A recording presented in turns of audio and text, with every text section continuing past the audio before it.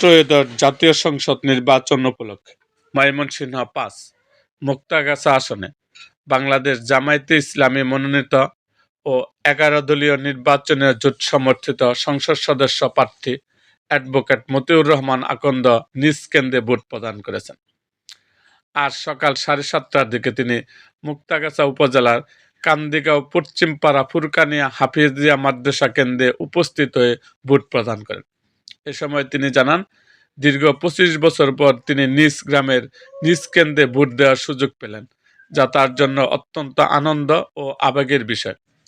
Vote প্রদান শেষে তিনি সাধারণ ভোটারদের নির্বিঘ্নে উৎসবমুখর পরিবেশে ভোটাধিকার প্রয়োগের আহ্বান জানান।